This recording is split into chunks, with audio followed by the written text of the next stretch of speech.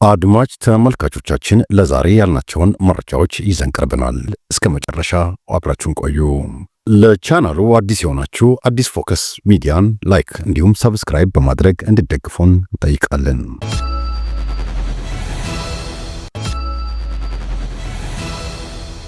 አዲስ የተመረቁ የአድማ መከላከልና የመደበኛ ፖሊስ አባላት በአማራ ክልል ከ7 በላይ ዞኖች ባሉ የከተማና የገጠር አካባቢዎች ሊሰማሩ ነው። ከነዚህ መካከል በደቡብ ወሎ ዞን ደሴ ከተማና ጋሸናን ያጠቃልላል። በሰሜን ሸዋ ዞን ደብረ ብርሃን ከተማ፣ በሰሜን ጎንደር ዞን ጎንደር ከተማና መተማ ከተማ፣ በደቡብ ጎንደር ዞን ደብረ ታቦር ከተማና ፎገራ ወረዳ፣ በምስራቅ ጎጃም ዞን እንዲሁም ደብረ ማርቆስ፣ በሰሜን ጎጃም ዱር ቤቴና በደቡብ አቸፈር ወረዳ ይገኙበታል። ከዚህ ቀደም የምስራቅ ጎጃምና የደቡብ ጎንደር ዞኖች ጨምሮ የአካባቢው ባለስልጣናት ለሰላም አስከባሪዎችና ሚሊሻ አባላት ራሳቸውን የቻሉ የስልጠና ፕሮግራሞችን ሲያካሂዱ መቆየታቸው ይታወሳል። እነዚህ ስልጠናዎች መካሄድ የጀመሩት የጦር ኃይሎች ጠቅላይ ኤታማዦር ሹም ወታደራዊ አማካሪና የተኩስ አመራር ኃላፊ ሌተናል ጄኔራል አለምሸት ደግፌ ወታደሩ ከፖሊስ ስራ በመውጣት ኃላፊነቱን ለክልል ፖሊስና ሚሊሻዎች ለማስተላለፍ መታቀዱን ካስታወቁ ከ2 ወራት በኋላ ነው። ሌተናል ጄኔራል አለምሸት በጥር 2017 ዓ.ም ከመከላከያ ሚዲያ ጋር ባደረጉት ባለ 2 ክፍል ቃለ ምልልስ የሀገር መከላከያ ሰራዊት በየመንደሩ፣ በየወረዳው፣ በየቀበሌውና በየከተማው መሰማራቱ ዘላቂነት የለውም ሲሉ መናገራቸው ይታወሳል። ጄኔራል አለምሸት ደግፌ ባለፉት 5 እና 6 ዓመታት በትግራይ በኦሮሚያና በአማራ ክልሎች የተካሄዱትን ዘመቻዎች በመጥቀስ ቀጣይነት ያለው የሰራዊት ምደባ ያስከተለውን ጫና አጉልተው በዚህም ወታደሩን ወደ ማሰልጠኛ ካምፖች ለመመለስ እቅድ እንዳለ ገልጸዋል። ወታደሩን ወደ ካምፕ ለመመለስና ስልጠና ለመጀመር እያሰብን እንዲሁም እቅድ እያወጣን ነው። በዚህ ረገድ እንደምናሳካ እናምናለን። ሰራዊታችንም የማረፍ ዕድል ይኖረዋል ብለዋል። እንደ አለምሸት ገለጻ የቀረውን ስራ ፖሊስና ሚሊሻዎች ወታደሩን በመተካት ሰላምና ጸጥታን ማስጠበቅ ይችላሉ ብለዋል።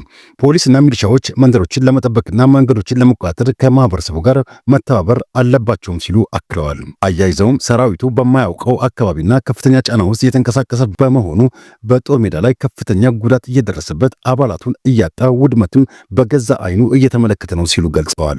የፌዴራል መንግስት ህዝቡን ጨምሮ ሁሉንም የሚመለከታቸውን አካላት በማሳተፍ ወታደራዊ ግጭቱን በድርድር ለማስቆም መጣር አለበት ያሉ ሲሆን አክለውም በድርድርና በውይይት ወታደራዊ ግጭቱን ማስቆም ካልቻለ የግጭቱ ተፋላሚዎች ላይ ለውጥ ማድረግ ማለት የሚሞተውን መተካት ወይም መቀየር ማለት ብቻ ነው ብለዋል። በተለይ በቅርብ ሳምንታት ውስጥ የፋኖ ኃይሎች የአንድነት ዘመቻ ሲሉ የሰየሙትን ኦፕሬሽን መጀመራቸውን ተከትሎ በአማራ ክልል የመከላከያ ሰራዊት በርካታ አባላቱን በጦርነቱ እንዳጣ ለማወቅ ተችሏል። በአማራ ክልል በመንግስት አካላትና በፋኖ መካከል እየተካሄደ ያለው ወታደራዊ ግጭት በሰላማዊ ሰዎች ላይ ከፍተኛ ጉዳት ከማድረሱም በተጨማሪ ከፍተኛ የሆነ የንብረት ውድመትንም እያስከተለ ነው።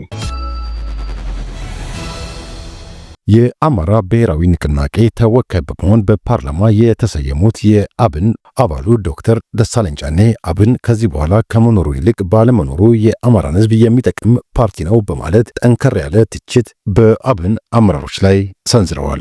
አብን በተከታታይ ጠቅላላ ጉባኤውን ሳያካሄድ የቀረ ፓርቲ መሆኑን የገለጹት ዶክተር ደሳለኝ የካቲት 12 2012 ዓ.ም ከተካሄደው ሁለተኛ ጠቅላላ ድርጅታዊ ጉባኤ በኋላ በ2014 ዓ.ም በባህር ዳር ጉባኤ ለማካሄድ ተሞክሮ ነበር ብለዋል። በዚህም የድርጅቱ ብሔራዊ ምክር ቤትም በቀጣይ ቀን የተሰበሰበው ጠቅላላ ጉባኤም ከፍተኛ አመራሩን ከመንግስት ስልጣን አንለቅም ስላላችሁ የፓርቲ ስልጣን ለአዳዲስ አመራሮች አስረክቡ ብሎ ወጥሮ ሲይዛቸው ከፓርቲ ኃላፊነት ከተነሳን ከመንግስት ስልጣናችንም ያነሱናል በሚል ስጋት እንዲሁም በሚዲያ ስማችን የተብጠለጠለ ባለበት ጊዜ እንድንለቅ መገደድ የለብንም። የ3 ወር ጊዜ ይሰጣን። በ3 ወር ውስጥ እንደገና ጉባኤ አድርገን አዲስ አመራር እንተካልን የሚል ተማጽኖ አቅርበው ነበር ብለዋል።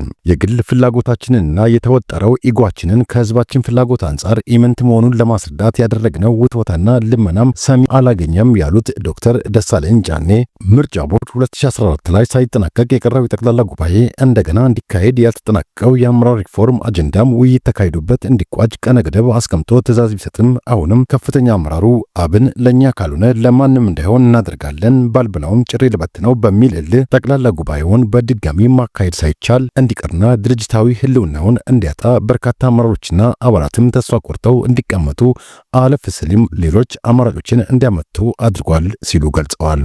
አብን በምርጫ ቦርድ በህግ ባይሰረዝም እንኳ በተግባር ግን ጉባኤ እንዳያካሂድ ተደርጎ ተደርጎ ሰቆቃዊ ሞት እንዲሞት የተደረገ ፓርቲ ነው። ተሿሚው አንጃ ትናንት አካሄድኩት ያለው ጉባኤ ለመጥራት የሚያስችለው አካል ውሳኔ ያላሳለፈበት፣ ጉባኤ አዘጋጅ ያልሰየመበት፣ ማዕከላዊ ኮሚቴው ውሳኔ እንዲያስተላልፍም በአግባቡ ስብሰባ ያልተጠራበት፣ አብዛኛዎቹ የትናንቱ ጉባኤ ተሳታፊዎችም በፓርቲው መዋቅሮች የማይታወቁና ያልተወከሉ አዳዲስ ፊቶች መሆናቸውን ከወጡ ፎቶዎች ተረድቻለሁ። የፓርቲው አባል መሆን አለመሆናቸውን ግን ከጥርጣሬ በጸዳ መንገድ ማረጋገጥ አልቻልኩም ሲሉ ገልጸዋል። የተደረገው ጉባኤም ሆነ የአመራር ምርጫ ግን እንዳልተደረገ የሚቆጠር ፓርቲውም ህልውናው እንደሌለ የሚቆጠር የጥቂት አመራሮች የስልጣንና የጥቅማ ጥቅም በተደጋጋሚ እንደምለው ከምግብ ዋስትና ማረጋገጫነት ሴፍቲኔት ፓኬጅ የዘለለ ፋይዳ የሌለው ድርጅት እንዲሆን በተጠና መንገድ ተደርጓል ብለዋል።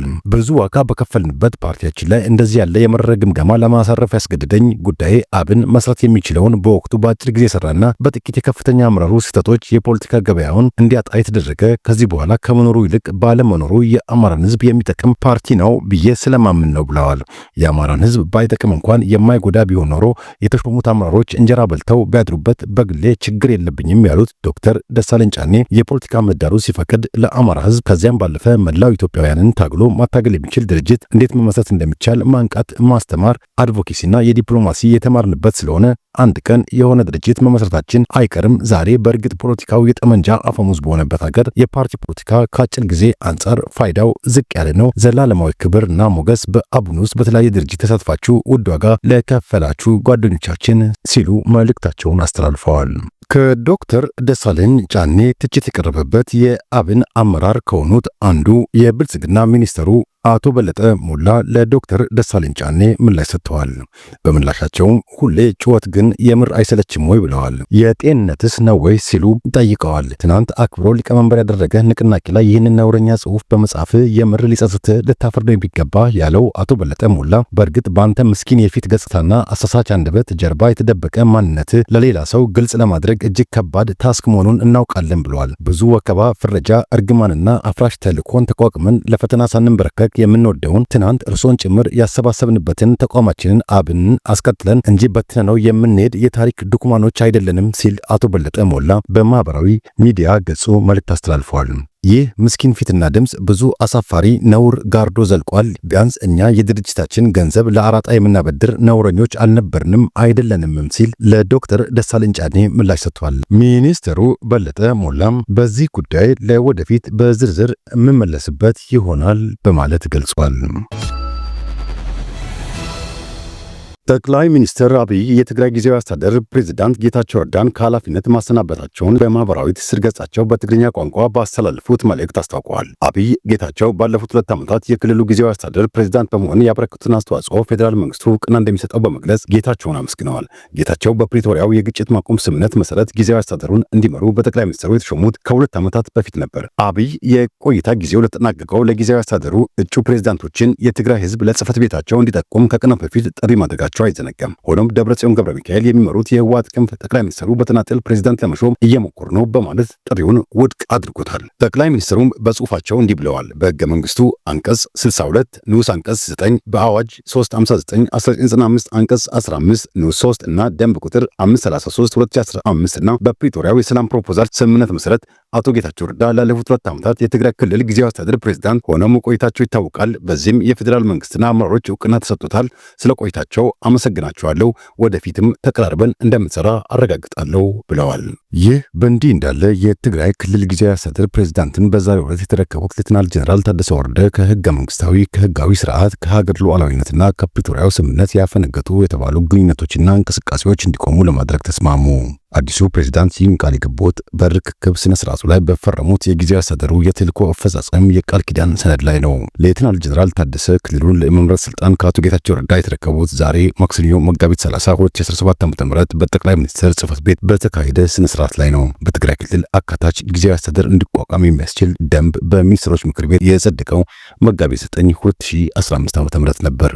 ይህንን ተከትለው ጠቅላይ ሚኒስትር አብይ አህመድ የህወሓት ስራ አስፈጻሚ ኮሚቴ አባል የሆኑት አቶ ጌታቸው ረዳ ጊዜያዊ አስተዳደሩን እንዲመሩ በመጋቢት 14 2015 ዓ.ም መሾማቸው ይታወሳል።